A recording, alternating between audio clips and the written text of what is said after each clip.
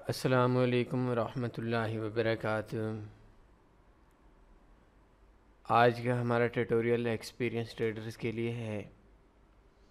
Beginners के लिए भी है, लेकिन बिगनर्स को शायद थोड़े अरसे के बाद जब उनका एक्सपीरियंस होगा तो समझ आएगी।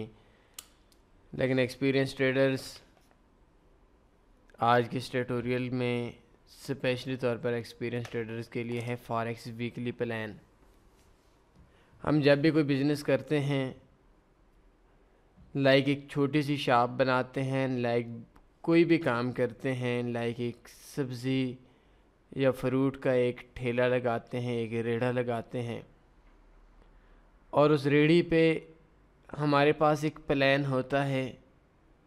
और जो बंदा सब्ज़ी या फ्रूट बेचने वाला है या जो भी बिज़नेस करता है, उस बिज़नेस को उसको पूरे साल का पता होता है।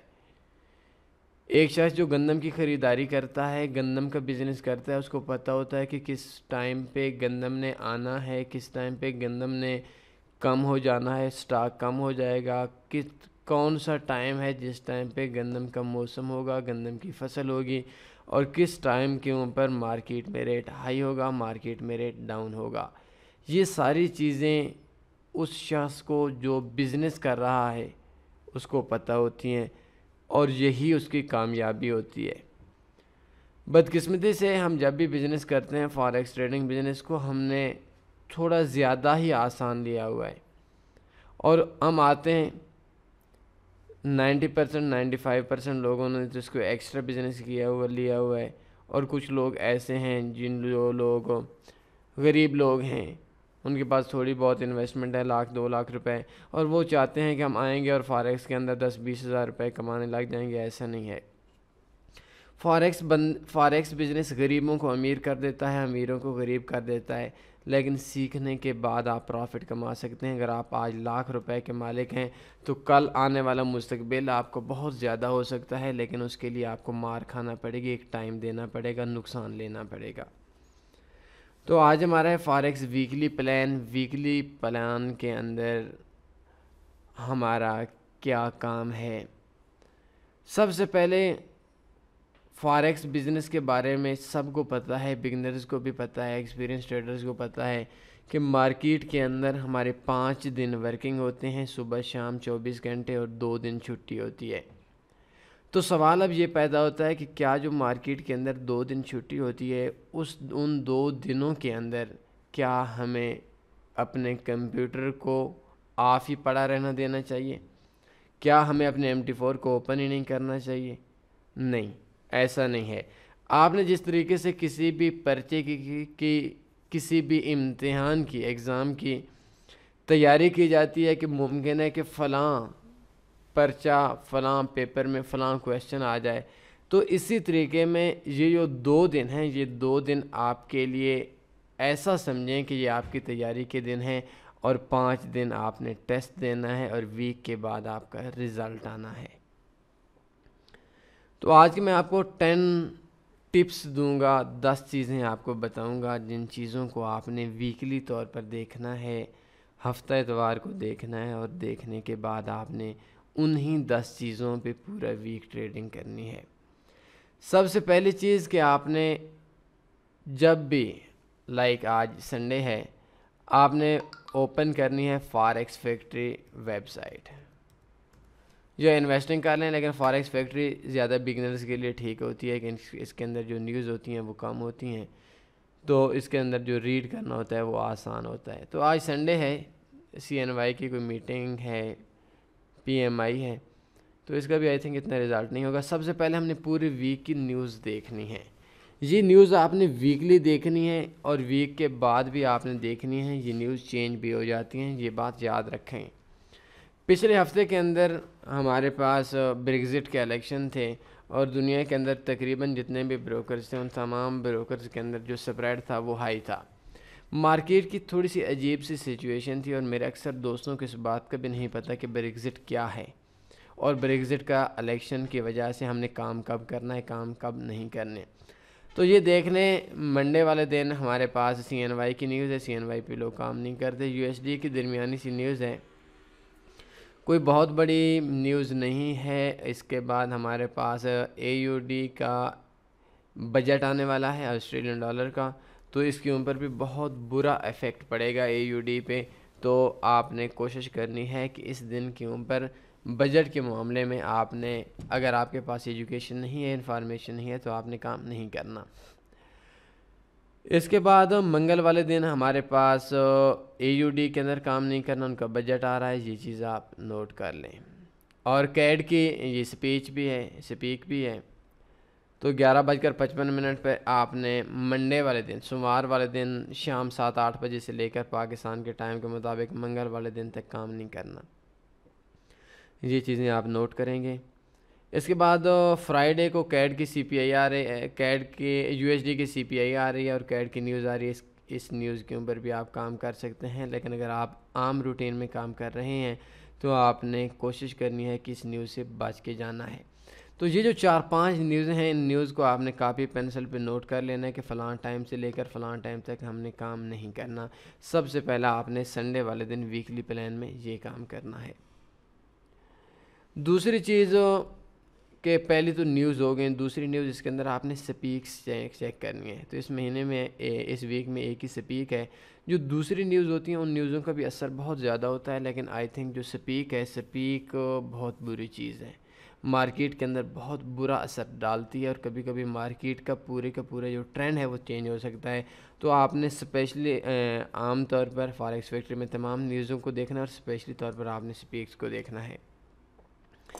तीसरे नंबर पे है कि आपने पूरे वीक के अंदर चंद पेयर्स हैं जिन पेयर्स को आपने नोट करना है और उन पेयर्स पे आपने ट्रेड लगानी है। उन पेयर्स को कॉपी पे लिख लें, पेंसिल से लिख लें और उन्हीं पेयर्स पे ट्रेड लगाएं। चौथे नंबर पे हमने मार्केट का ट्रेंड चेक करना है। ट्रेंड चेक करने के लिए आपने मूविंग एवरेज 200 की मूविंग एवरेज, 200 की मूविंग एवरेज आपने इंस्टॉल कर लेनी है। और इसके अंदर ये देखें मूविंग एवरेज, इसके आपने 200 का पीरियड रख लें और ये इंस्टॉल कर लें D1 टाइम फ्रेम पे। ये भी नोट कर लें D1 टाइम फ्रेम पे। तो देख लें मार्केट कहाँ पे, मार्केट का जो ट्रेंड है AUD USD का है, ये GBP USD का है। GBP USD का भी सेल होने वाला है। मार्केट आप गई थी और दोबारा अभी इसने मूविंग एवरेज को क्रॉस नहीं किया, दोबारा ऊपर गई। तो ये चीज़ नोट कर लेनी है कि मार्केट का जो प्रेशर है वो बाई की तरफ है, लेकिन सेल का भी एक रोला बना हुआ है। मार्केट अप भी जा रही है, डाउन भी आ रही है, लेकिन मार्केट को जो मूविंग एवरेज की लाइन है ये मार्केट को नीचे नहीं आने दे रही। तो इट्स मीन्स कि मार्केट का जो ट्रेंड है वो अभी तक बाई के अंदर है। तो मूविंग एवरेज के अंदर आपने सबसे पहले 200 की मूविंग एवरेज पे आपने देख लेना है कि कौन सा टाइम फ्रेम या कौन सा मूविंग एवरेज पे मार्केट का ट्रेंड बाई का है या मार्केट का जो ट्रेंड है वो हमारे पास सेल का है। इसके बाद चौथे नंबर पे है, चौथे नंबर में मैंने आपको बता दिया। पाँचवें नंबर पे है कि आपने जो भी देखना है, लाइक आपके पास GBP USD, तो GBP USD के वीक 1 में जाकर लास्ट 4 वीक जो हैं इनका आपने देख लेना है। 1 2 3 4, 3 सेल पे थे और एक बाई पे था। बाई स्ट्रांग थी सेल के, मतलब जो तीनों सेल थे मार्केट के अंदर वो तकरीबन इनका मिला जुला रुझान रहा। एक बाई की बड़ी कैंडल बनी वीकली तौर पर और बाकी सेल की बनी। तो आई थिंक मार्केट का जो प्रेशर है ये आप देख सकते हैं कि मार्केट का जो ट्रेंड है वो मार्केट का स्टिल बाई पे है। और मार्केट के अंदर इस पेयर्स के अंदर हम नहीं देख सकते कि मार्केट के अंदर बाई है या सेल है। 1 2 3 4, तो ये आप 4 को लास्ट में देख लेते हैं तो आई थिंक बेस्ट है, क्योंकि ये देखेंगे मार्केट के अंदर हमारे पास क्या नज़र आ रहा है मार्केट के अंदर कैंडलस्टिक पैटर्न वगैरह में। तो मार्केट के अंदर जो आपके ट्रेड है, इन ट्रेड्स का 4 वीक से जो मार्केट है, इस मार्केट के आपको आइडिया हो जाएगा कि मार्केट का जो प्रेशर है वो बाई की तरफ है या सेल की तरफ है। अगर मार्केट के प्रेशर एक तरफ है तो आपको मार्केट में ट्रेड लेने के लिए आसानी होगी। और अगर मार्केट का जो प्रेशर है 4 वीक्स के अंदर वो मिला जुला है, जैसा कि लाइक जी है, एक बार बाई बनी थी, एक हैमर बना था, फिर बाई गई, फिर सेल गई, मतलब दरमियाना सा है, ना अप है ना डाउन है। तो इस टाइम के ऊपर आप समझ सकते हैं कि मार्केट में मिला जुला रुझान है और मार्केट में हम दोनों तरफ से ट्रेड ले सकते हैं। अगर मार्केट के अंदर एक तरफ का है तो मार्केट के अंदर हम एक तरफ की ट्रेड ले सकते हैं। इसके बाद हमारे पास जो हमने छठे नंबर पे देखना है वो कैंडलस्टिक पैटर्न देखें इस जगह पे मार्केट ने हैमर बनाया वीक 1 में। तो वीकली हमारा प्लान है, तो वीक 1 के अंदर आप देख सकते हैं कि कोई पैटर्न तो नहीं बना, ये हैमर बना, पैटर्न बना, और कभी एंगल्फिंग बनती है तो आपने पैटर्न को लाजमी देखना है, प्राइस एक्शन को लाजमी देखना है। इसके बाद जाकर आपके लिए फॉरेक्स में वीकली तौर पर बहुत आसानी हो जाएगी। इसके बाद हमारे पास 8वें नंबर पे है 3 और इंडिकेटर्स आपने इंस्टॉल करने हैं। मूविंग एवरेज को ख़त्म कर देते हैं, 3 इंडिकेटर्स को आपने इंस्टॉल करना है। ट्रेंड में जाकर आपने एक इंडिकेटर इंस्टॉल करना है। सबसे पहले RSI इंडिकेटर इंस्टॉल करना है। जिस पेयर पे आप काम कर रहे हैं ऑस्किलेटर्स में जाकर ये RSI है, और RSI की सेम सेटिंग के साथ आपको पता चलेगा कि मार्केट अप है, डाउन है, किस स्टेज पे है। इसको आपने देखने के बाद आपको दूसरा इंडिकेटर जो आपने इंस्टॉल करना है वो इंस्टॉल करना है डी मार्कर आपका आई थिंक बिल विलियम्स में होगा, नहीं बिल विलियम्स में नहीं, ऑस्किलेटर्स में ही है डी मार्कर को आपने इंस्टॉल कर लेना है। अभी आपको थोड़ा और आसानी से समझ आ जाएगी। और तीसरे नंबर पे आपने जो इंडिकेटर इंस्टॉल करना है वो चार्ट के ऊपर ही बोलिंजर बैंड इंस्टॉल कर देना है। ये देखें, इन तीनों इंडिकेटर्स के ऊपर आपको आसानी से मार्केट की समझ आ जाएगी। अगर आप फर्स्ट टाइम पे इन इंडिकेटर्स को नहीं समझते, फर्स्ट टाइम पे ट्यूटोरियल देख रहे हैं, तो आपने बोलिंजर बैंड बाई तन्नी फॉरेक्स, RSI बाई तन्नी फॉरेक्स ये ट्यूटोरियल देख लें, और इनमें आपको समझ आ जाएगी कि किस तरीके से इनको आपने रीड करना है।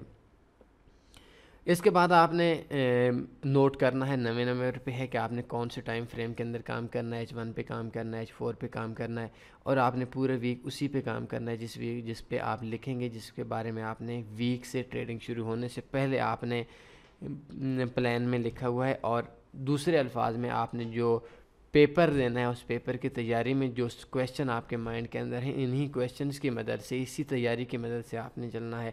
और लास्ट के अंदर आपने अपने अकाउंट की मनी मैनेजमेंट का ख्याल करना है कि अकाउंट के अंदर $500 हैं, तो $500 के ऊपर मैं कितनी ट्रेड लगा सकता हूँ और कितनी ही ट्रेड मेरा अकाउंट बर्दाश्त हो सकता है। नुकसान आने की सूरत में मेरे पास क्या ऑप्शन है, और प्रॉफिट आने की सूरत में मेरे पास क्या प्लान है।